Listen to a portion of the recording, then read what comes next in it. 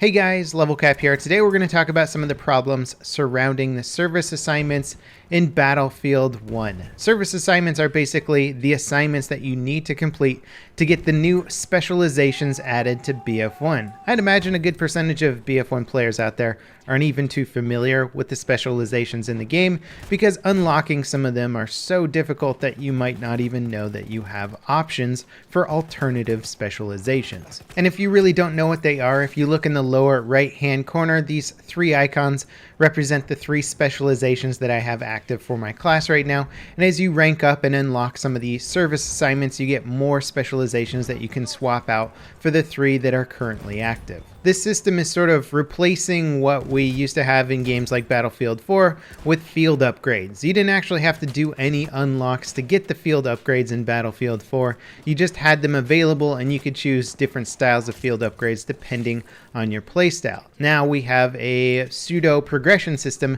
tied into the system, and that's where some of the weird stuff starts to happen. The progression system for this is beyond difficult, and that's coming from somebody who plays a crapload of Battlefield 1. I've never really shied away from a progression system challenge in BF1, but this time around there's just some of them that are quite literally impossible to complete, at least if you're playing on the PC platform. Let's take a look at one of these service assignments that I believe to be pretty much impossible to complete, at least on the PC platform. It's called Model Yaddle, and it gives you Scapegoat, which basically deploys a decoy automatically when you're struck below 45 health while you're playing the scout class from a distant target. So basically that means if you're in a sniper war, someone does a decent amount of damage to you with their sniper rifle, you'll put down a decoy and that could distract them long enough for you to get a good return shot on them. It's kind of a cool concept. I definitely wanted to try it out in game, but I'll never ever complete this service assignment. Why is that? Well, because I'm required to play on game modes that just don't have any servers running right now. Complete 25 rounds of War Pigeons. There's currently 0 populated servers playing War Pigeons. Complete 25 rounds of Supply Drops. There's currently 0 populated servers playing Supply Drop. Complete 15 rounds of Frontlines. Again, 0 servers playing Frontlines, although there may be some later on in the day during peak hours. And then there's destroy 40 telegraphs from the Rush game mode, which means you have to be on the offensive side while playing Rush. And currently there's only 1 populated server and it's playing mixed mode. So it's going to alternate between Rush and other game modes, and you have to be on the attacking team. And then to boot, you have to destroy 40 freaking telegraphs. I mean, this assignment is insane. It's so insane that I know without question DICE has never tested it or tried to complete it on their own to get an idea of just how difficult it might be, or if it's even possible, especially on the PC platform. In addition to this, some of the other assignments have very obscure requirements that are going to require you to play on specific maps with a very specific style. For example, 25 melee kills on Argonne Forest. That's kind of a weird one. 100 shotgun kills on Ballroom Blitz. 50 headshots on Nivelle Nights. Again, a very rare map to find on PC right now, so that could be a very difficult one to complete. Kill 3 enemy elites with K-bullets. Who the heck thinks of these things? Do you guys actually know how hard that would be to complete? Not only are you going to have to find enemy elites in a game, you're going to have to be playing the recon class or the scout class, and you're going to have K-bullets equipped, and then you're going to have to switch to K-bullets to kill the elite, and in addition to that, the K-bullets don't one-shot kill elites, so the elite either has to be damaged enough to die from one shot, or you're going to have to keep reloading and hopefully kill the elite before they kill you.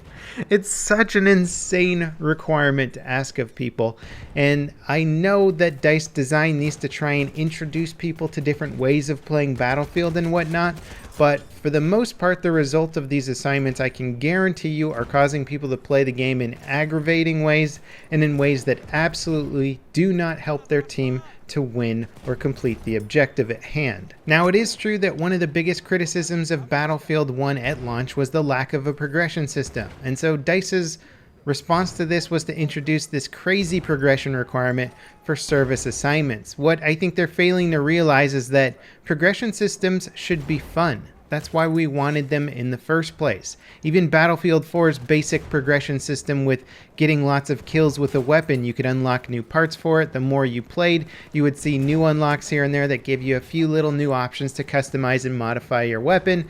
And then by the end of it, if you got 500 kills with a gun, you'd get a cool little dog tag that represented that you had mastered that weapon. That was a progression system that was fun. It rewarded you for just playing the game in whatever way you wanted, provided that you're using a specific weapon, or if you just wanted to use a few weapons overall, you would still progress those weapons. You didn't have to do all these weird, obscure assignments. I think DICE is really struggling with the concept of a progression system and why we wanted it in the first place, and how it can actually be fun and not a chore for most players. Now, I'm certainly not the first one to criticize the service assignments, and I won't be the last. In fact, these assignments were criticized during the Battlefield 1 CTE before they ever went live in game, and pretty much all the criticism is right on point with the things I'm saying now.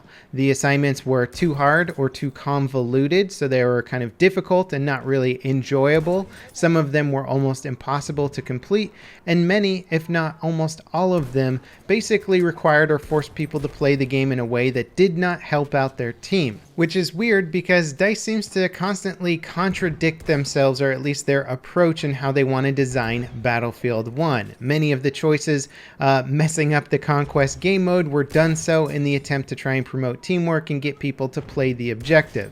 It had a lot of negative effects that went along with that, and they've since reverted many of them to the old ways, and hopefully we'll be getting Classic Conquest back in the near future.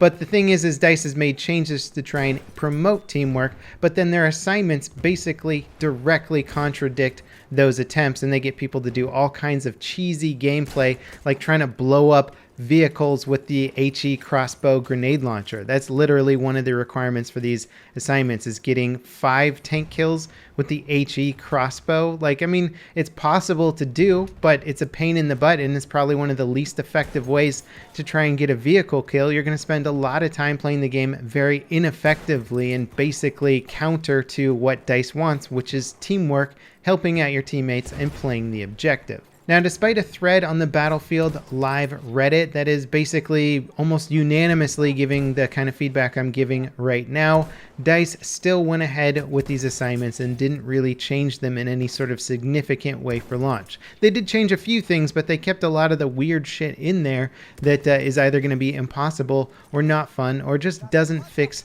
the problems or the initial criticisms. DICE did give an official response to this. I'm going to paraphrase that response because it seems to kind of ignore a lot of the feedback that players were given and is just sort of a safe, somewhat corporate response. And it basically just says that they've designed the system to try and incorporate new players joining the game because of the In the Name of the Tsar expansion, with the sort of getting started assignments, and then the more advanced assignments are for the more dedicated and hardcore players to complete. And they think they've designed a system that everybody can enjoy and expands to the whole player base. And it basically just ignores all the feedback and all the criticism of the system, even though the response says, thank you for your feedback, you know, we take everything into account, blah, blah, blah, blah, blah, all that stuff. It's not really a response to the majority of the criticism that was made on the forum by players. And so that was just sort of disappointing to see that there was a huge thread about this and very little interesting feedback or back and forth between the developers and community.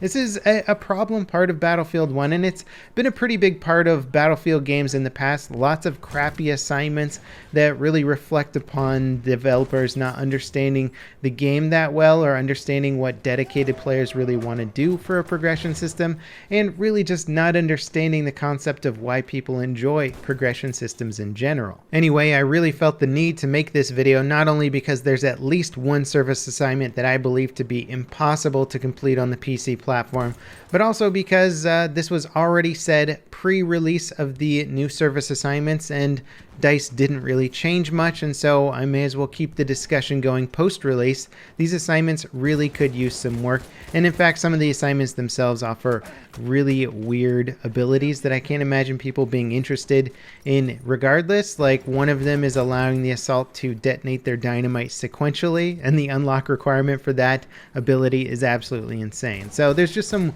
still very weird, very poorly designed aspects to the service assignments, and I hope DICE continues to work on them and refine them. It is hard to sort of scale back some of the requirements for these later in the game, as players have already probably put in a lot of time, but I imagine the majority of the player base wouldn't mind if you started removing some of the assignment requirements or redesigning them to be actually completable. As always, guys, thanks for watching, and I'll see you next time. This is Level Cap signing off.